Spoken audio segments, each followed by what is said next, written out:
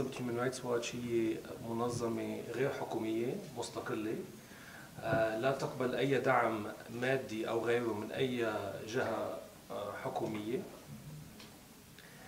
بالتقرير يلي توزع أكيد في تركيز على عدة مواضيع، بس أبرز القضايا يلي ركزنا عليها بالعام الماضي أكيد موضوع الأزمة والنزاع المسلح اليوم في سوريا، وكنا قد وثقنا انتهاكات جسيمة لقانون حقوق الإنسان والقانون الإنساني الدولي، إن كان من ارتكاب القوات الحكومية انتهاكات جسيمة عبر القصف الجوي، عبر القصف العشوائي، عبر الحصار ومنع وصول الغذاء والمساعدات الإنسانية لمدنيين محاصرين، وهذا موضوع أخيرا عم بيكون تسليط الضوء عليه إعلاميا عبر المفاوضات بجنيف 2، عبر موضوع الاعتقال التعسفي والتعذيب الممنهج في معتقلات السلطات السورية، وكنا قد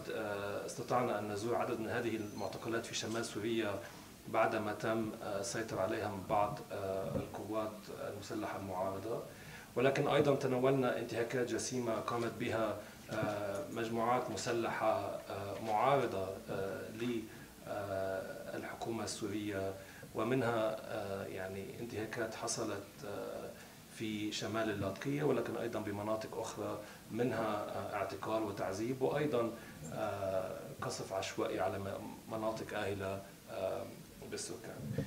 يمكن أحد يعني المواضيع التي أيضا ارتكزنا عليها بشكل مكثف هذه السنة هو تراجع ملحوظ في حقوق الإنسان في عدد من البلدان العربية التي دخلت في فترة انتقال في السنوات الثلاثة الماضية. يمكن هون أبرز مثل هو ما يحصل في مصر اليوم من استعمال مفرط للقوة، حتى القوة المميتة في تفريق المظاهرات والتجمعات، إلى اعتقال معارضين منهم يعني أعضاء في الإخوان المسلمين، ولكن أيضا معارضين آخرين، إلى الوضع يعني منع التجمعات وغيره من الانتهاكات. ولكن أيضا في بلدان أخرى كليبيا، حيث وثقنا عدد من الانتهاكات التي قامت بها مجموعات مسلحة ما يسمى محليا بالميليشيات، من اعتقال وعدم قدرة أو عدم رغبة السلطات الليبية في السيطرة على الوضع، وما يحصل من انتهاكات من جراء ذلك. أو حتى في ليبيا، حيث نرى أن بعد يعني الدخول في فترة الانتقال في السلطة هنالك إفلات من العقاب على شكل واسع لانتهاكات تحصل، إن كان من قبل قوات تابعة للحكومة أو مجموعات أخرى. والنقطة الثالثة التي ركزنا عليها في المنطقة هو تراجع في حرية التعبير وحرية التجمع في عدد من البلدان، ومنها بلدان الخليج، يعني إن كان اعتقال ومحاكمة مغردين يعني مستعملي تويتر أو مدونين لفقط يعني التعبير عن رأيهم، إن كان عبر أونلاين بلاتفورمز يعني عبر الإنترنت، أو حتى في نشر المقالات وغيرها، والقمع الذي تعرض إليه عدد من المعارضون السياسيون في بلدان الخليج من الإمارات وغيرها. وهذا يعني للأسف ازدادت حدة هذه الملاحقات من اعتقال ومحاكمات حتى في بلدان كانت في الماضي لديها درجة واسعة من حرية التعبير كالكويت وغيره. يعني الملاحقات بسبب أنه قدح وذم الذات الأميرية وغيره من هكذا ملاحقات. التقرير لا يكتفي فقط في تسليط الضوء على البلدان العربية، كما قلت لكم أنه يرتكز على أكثر من 90 بلد. في بلدان الجوار نتحدث عن انتهاكات إسرائيل، خاصة فيما يتعلق بالمستوطنات في الضفة والقدس، والإفلات من العقاب المستمر لأعمال إجرامية قام بها مستوطنين، بالرغم من يعني إحصاء هذه الحالات، وحتى اليوم ليس هنالك أي ملاحقة جدية أو أي عدالة في ظل صمت دولي للأسف أصبحنا اليوم يعني نسمعه سنة بعد سنة. يتناول أيضا التقرير انتهاكات حصلت في الولايات المتحدة حيث مقرنا الرئيسي.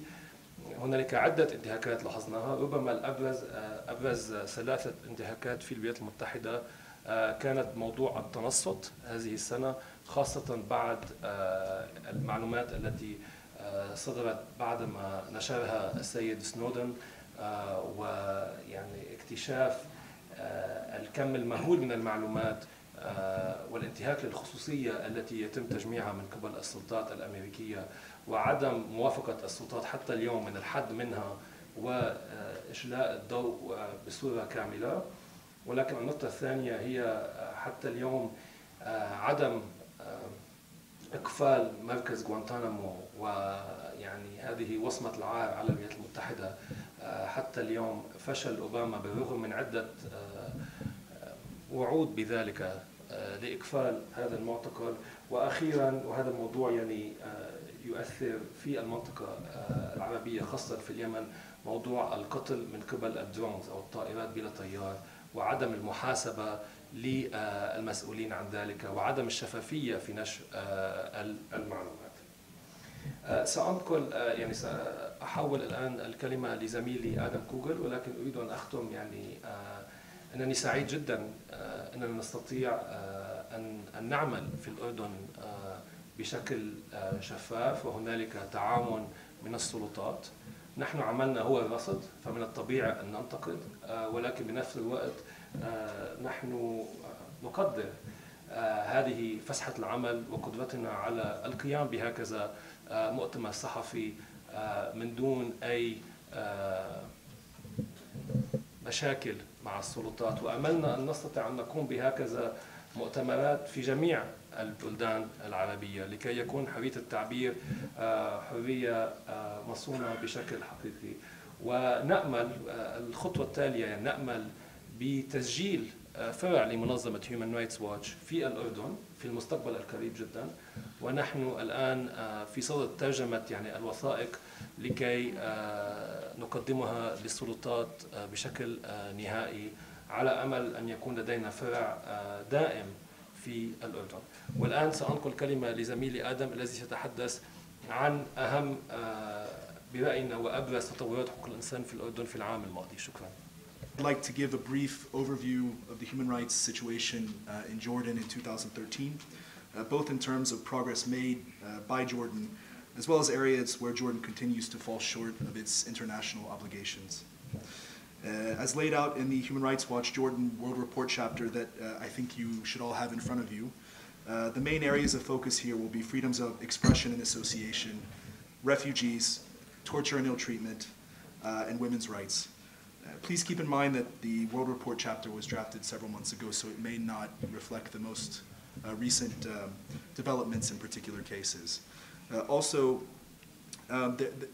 More areas than I'm going to discuss here are mentioned in the report, so if you have any questions about other issues that I don't talk about, feel free to ask them in the question-answer time. With regards to freedom of expression, in 2013, Jordanian authorities continued to prosecute speech deemed critical of the king, government officials, and institutions, as well as speech considered defamatory of others, including foreign leaders and officials.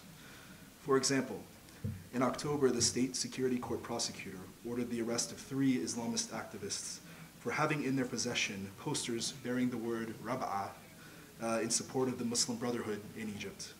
They charged all 3 with a vague charge harming relations with a foreign state, and one of the 3 with lengthening the tongue, or lèse-majesté, reportedly based on the content of messages he sent using the mobile application WhatsApp. The 3 were held until December 25th, when authorities granted bail. Also in 2013, through a series of appeals, prosecutors continued the 3-year trial of environmental activist Soufiane Tel and journalist Muwafaq Mahaddin on several charges for criticizing Jordan's role in the host bombings in Afghanistan back in 2010.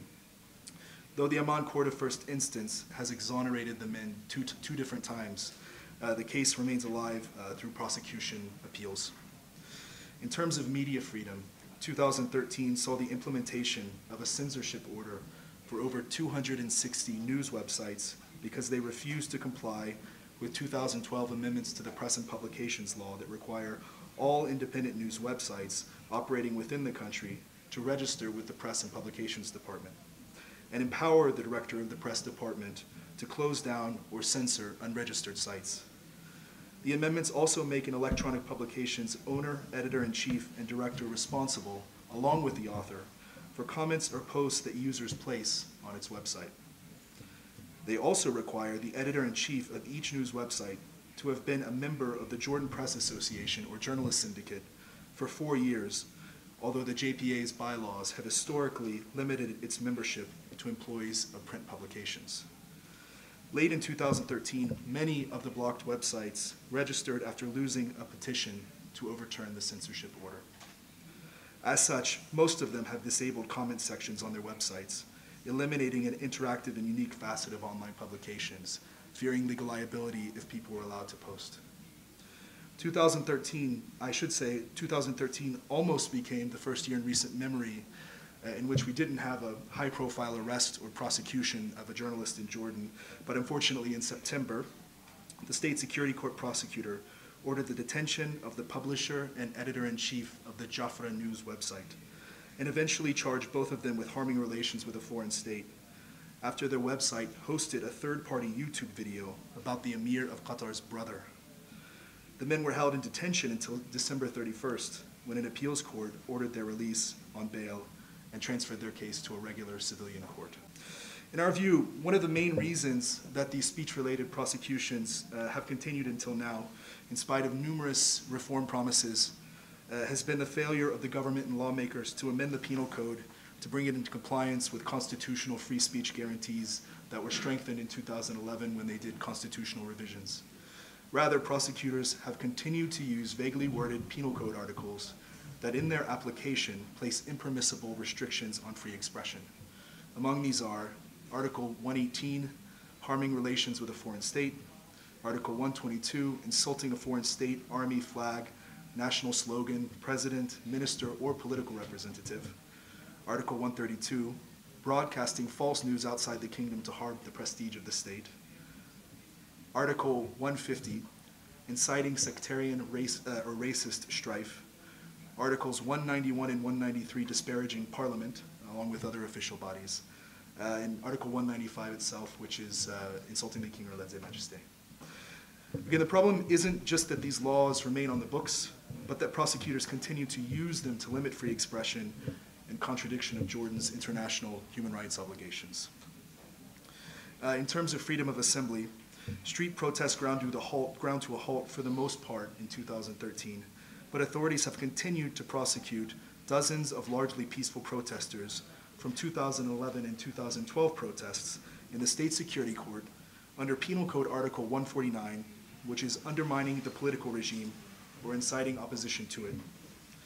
On the positive side, it should be noted that the government introduced amendments to the State Security Court law back in September that are intended to end trials of civilians before the court unless they face terrorism, espionage, treason, money counterfeiting, or drug-related charges.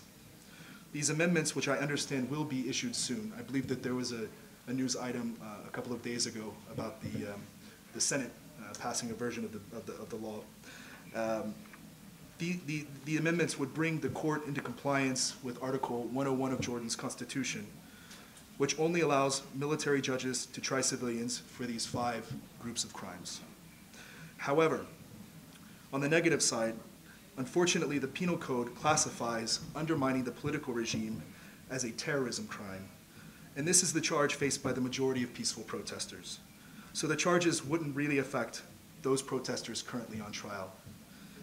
I should also note that based on the charge sheets that Human Rights Watch has reviewed, the typical content of the charge undermining the political regime, it tends to be protest chants and slogans or signs carried in protests that are deemed insulting to particular authorities. If you look at these actual sheets, it's just sort of a laundry list of chants and things like that, and this tends to be the content for that very vague Penal Code article.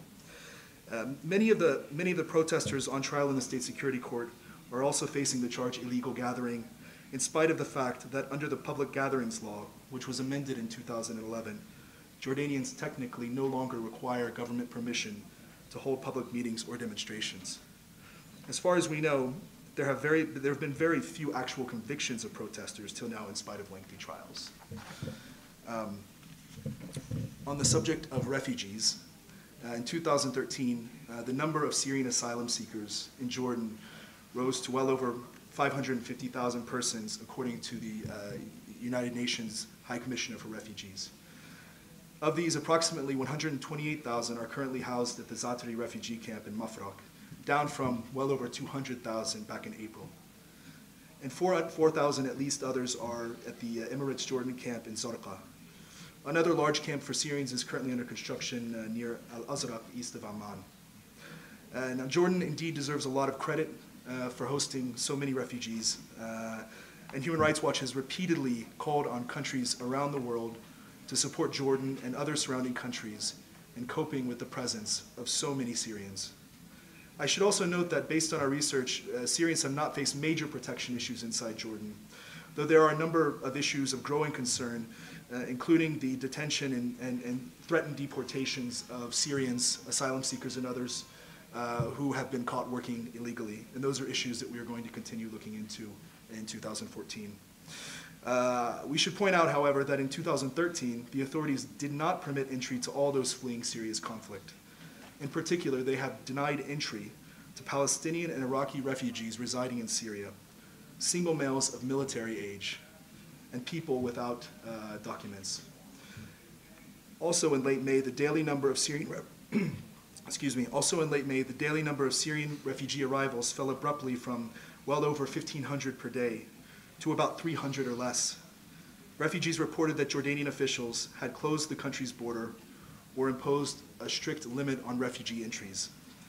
Jordanian officials denied restrictions and attributed the fall to intense fighting between the Syrian government and opposition forces in the border area, which had impeded refugees' access to the border. But according to humanitarian officials in northern Jordan, as well as refugees, since last Ramadan, Jordan has actually closed all of the western crossings between Jordan and Syria, forcing Syrians to travel east into the desert for several hours until they can make a crossing kind of in an area near to the Iraqi border. This has made it much more difficult for Syrians to come to Jordan, both because of the distance and because of the cost of the trip. Many of them just aren't able to do it. Moving on to the issue of torture and ill treatment very quickly. In spite of the several years of pretty good progress on combating torture and ill treatment in Jordan, accountability for such crimes continues to be lacking. In fact, perpetrators of torture or other ill treatment, they continue to enjoy near total impunity in 2013. Credible allegations of ill treatment were ignored because it remains up to the police, prosecutors, and judges to investigate, prosecute, and try their fellow officers. At the police court, where many such cases are heard, 2 out of the 3 sitting judges are serving police officers appointed by the police. As far as we know, no police or intelligence official has ever been convicted of torture under Article 208 of the Penal Code. But the police court has actually convicted some officers on lesser charges of these types of crimes. I can say that I visited the Public Security Directorate yesterday and asked them for an update, and they couldn't tell me whether or not Article 208 had been the basis of a conviction in the police court till now. However, in March 2013, a regular public prosecutor, not a police prosecutor, actually took it upon himself to investigate the death in custody of Sultan al-Khatatba, whom authorities had arrested in Jerish on a drug possession charge earlier that month. The prosecutor recommended, actually, that 6 public security directorate officers should face torture charges under Article 208 of the Penal Code, which is the first such recommendation that we know of in the history of Jordan. Judicial authorities, however, transferred the case to the police court, where the trial is still ongoing. And I did ask the police spokesman for an update on this case yesterday, and he said it was still being tried, so we don't have a result on that yet. If they do end up convicting or prosecuting these officers based on Article 208, I think it'll be a good step forward. But obviously, Jordan still has a long way to go on the impunity for torture issue. On women's rights, Human Rights Watch actually, we welcomed the recent announcement of an agreement between a group of parliamentarians and the government to grant civil status to children to Jordanian women married to non-citizen husbands. This would greatly improve their access to education and healthcare and remove a lot of the hassles around renewing their residency status every year. The proposed law, which I understand isn't actually drafted yet, but the proposed idea behind the law has the potential to impact hundreds of thousands of children in Jordan, and we encourage lawmakers to draft it and pass it as soon as possible. We believe, however, that this initiative should be merely a first step towards ending all legal discrimination against women in Jordan. Specifically, Jordan should remove its reservations to the Convention on ending all discrimination against women and allow women to pass on their nationality to their children as men can. Finally, I'd like to talk briefly about the initial results of Jordan's Universal Periodic Review session at the UN Human Rights Council in Geneva last October. For those who don't know, the UPR, or Universal Periodic Review, is a comprehensive review of a state's human rights record by other UN member states and takes place every 4 years. In October, Jordan faced a mixture of praise and criticism by other countries, as well as a host of recommendations. Recommendations of note included bringing all domestic legislation, including the Penal Code, into line with international human rights agreements signed by Jordan, as well as removing all restrictions on the media and rescinding provisions of the press law that impinge on media freedom, limiting the jurisdiction of the State Security Court, all of which Jordan indicated that it will accept. Unfortunately, Jordan indicated it will reject a number of other important recommendations. Among these are removing jurisdiction of crimes of torture or ill treatment from the police court and transferring jurisdiction for these crimes to regular courts, removing its reservations to CEDAW, and that specifically is women not being allowed to pass on their nationality to children, as well as abolishing the death penalty or establishing a moratorium on use of the death penalty. And the last one I want to mention is revising Article 149 of the Penal Code so that it cannot be used against political activists. Jordan actually rejected this recommendation. I believe it was made by the United Kingdom. Jordan will give a final response to recommendations in a couple of months, and we definitely urge authorities to reconsider and accept these latter recommendations I just mentioned. Finally, I think it's important for me here now to give a few recommendations of our own, which would immediately improve Jordan's human rights record in 2014 and help fulfill critical aspects of King Abdullah's comprehensive reform program. These would include, as mentioned before, undertaking urgent and critical penal code reform to amend or eliminate altogether vague provisions used to limit basic freedoms. And I listed out those a few minutes ago. Remove provisions of the Press and Publications Law and the Law of Information System crimes, which threaten freedom of expression and which treat libel and slander as criminal and, in fact, jailable offenses. Jordan should also drop charges against persons facing prosecution or imprisoned for peaceful exercise of their rights to free expression, association, or assembly, including peaceful protesters on trial before the State Security Court. Jordan should remove jurisdiction over criminal matters involving police and prison abuse from the police court and transfer it to regular courts. And finally, Jordan should pass the law, the proposal to grant civil status to children of Jordanian women, and eventually allow women to pass on their nationality.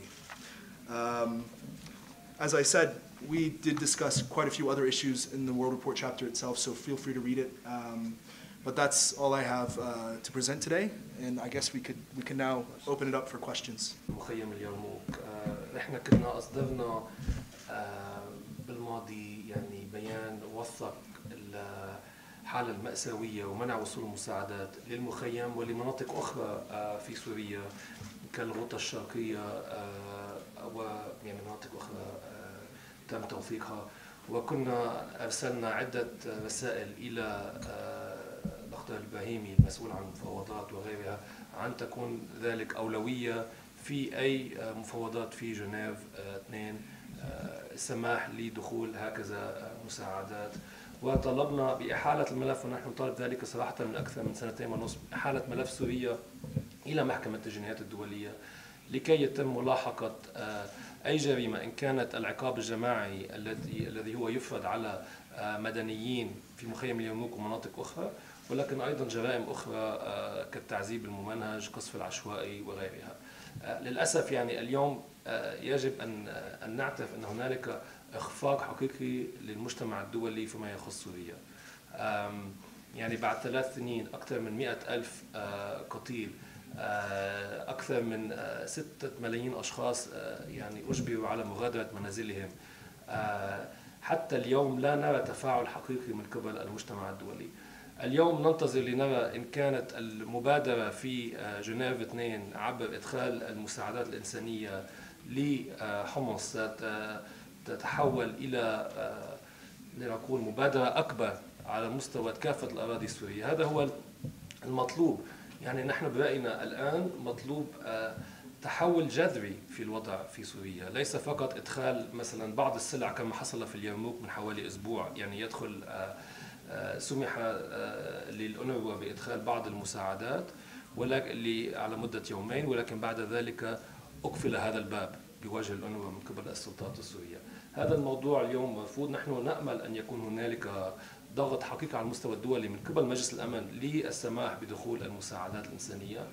منذ حوالي 3 أشهر كان هنالك ما يسمى presidential statement، يعني إعلان رئاسي من مجلس الأمن بموضوع المساعدات الإنسانية في سوريا، ولكن لم يتم ترجمة هذا الإعلان اللي هو إعلان نوايا، لأن ليس لديه قدرة تنفيذ بأي عمل حقيقي صراحة.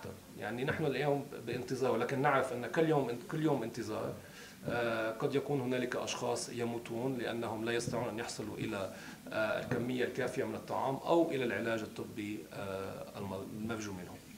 بما يخص الأردن يعني سأترك الكلمة لزميلي آدم، ولكن هنالك يعني واضح عدة توصيات نقدمها للسلطات الأردنية لكي تتوافق مع المعايير الدولية ومع ما هي يعني قالت في المحافل الدولية أنها ستحاول أن تتلازم معها. بس آدم أنا في You know, I think I mentioned a few areas that have improved, but over the last year, for the most part, things have stayed, I think, pretty much the same.